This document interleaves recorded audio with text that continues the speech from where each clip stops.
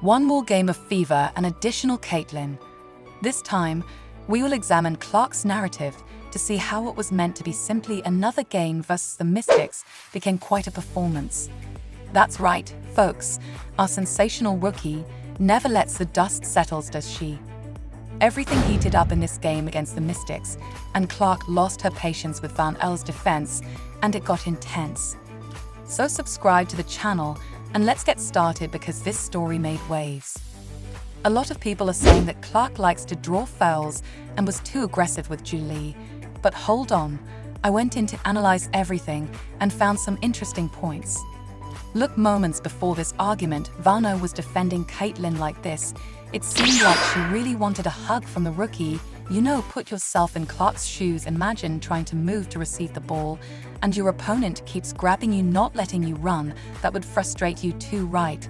And it doesn't stop there. Do you know why Van was defending like that at the beginning of the game? She got hit with a beautiful step back from Clark. I think that got to her folks, and it led her to play more aggressively throughout the games.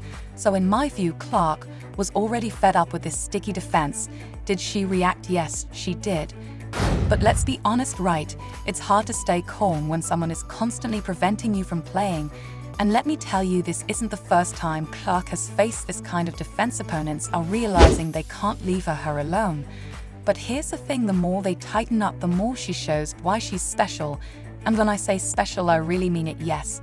The Fever lost this game 89-84, but Clark created history on the floor with her incredible play. Check out her stat line: 29 points, 5 rebounds, 13 assists, and 5 three-pointers, 3 blocks, and 5 steals.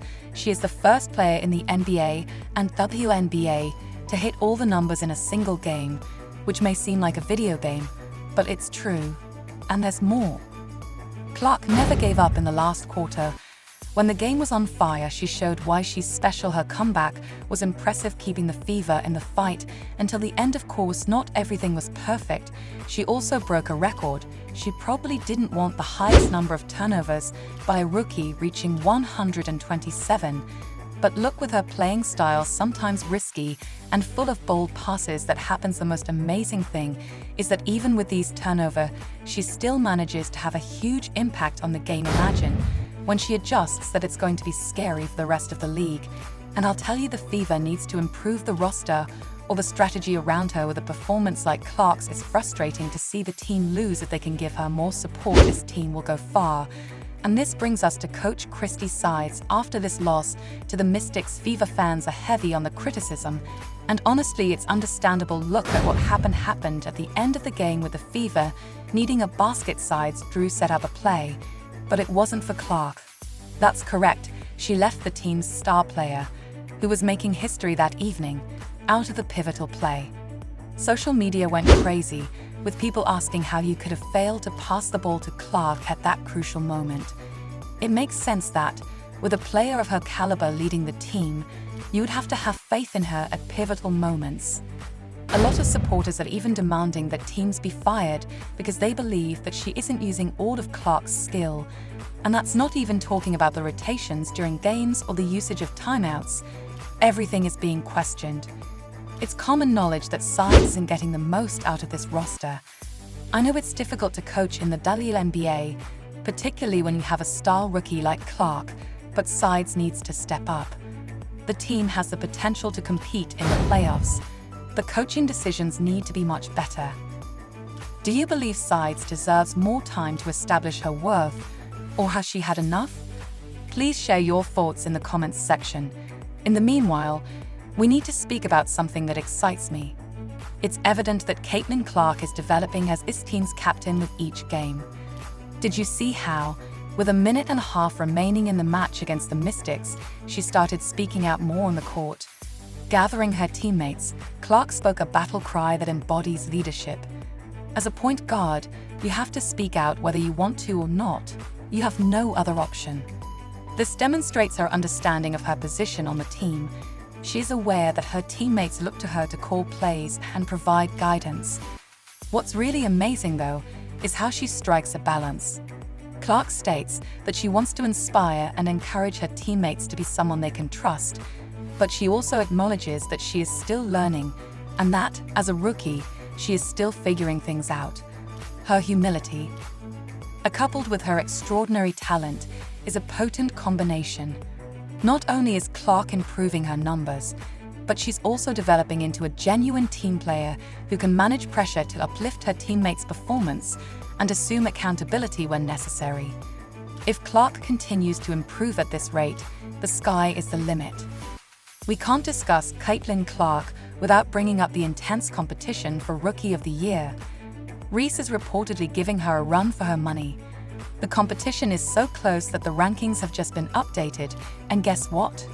Reese has passed Clark and taken the lead. That's right, folks, but hold on, the game isn't over yet. Reese is doing an amazing job. She's on a streak of 14 consecutive double-doubles.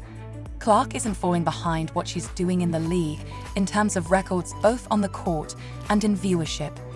ESPN noted that rookie point guards generally have a harder time adjusting to the league than centers. This puts Clark's performance into an even more impressive perspective. Now let's not forget there's still a lot of season left. Clark has time to adjust these details and get back to the top of the rankings. And knowing her, I bet she'll give it her all to do that. The best part of this competition is that regardless of who wins the awards, the WNBA is the big winner. This competition is drawing a lot of attention to the league, increasing viewership and interest in women's basketball. So guys, who do you think will win the award in the end? Clark is still my favorite, but the competition is too exciting. It's clear we're reaching a crucial moment in the season. The Fever is in a tough spot, fighting to make the playoffs, and the pressure is mounting with each game. Clark is doing the impossible on the court. But will it be enough? The team urgently needs more wins, and everyone is looking at our rookie to make it happen. And there's more. Opponents have already figured out that to stop the Fever, they have to stop Clark. The defense is getting tougher, more physical. How will she handle that? Coach Christie's sides is under pressure. If the team doesn't act quickly, there may be a change in leadership. Imagine the impact that would have on Clark and the other players, not to mention the intense competition for Rookie of the Year. Clark needs to continue playing at this amazing level and still need to get better in certain areas to surpass Reese. There is a lot at stake for the upcoming games, which could define not only the team's future for this season, but also Clark's entire career in the WNBA.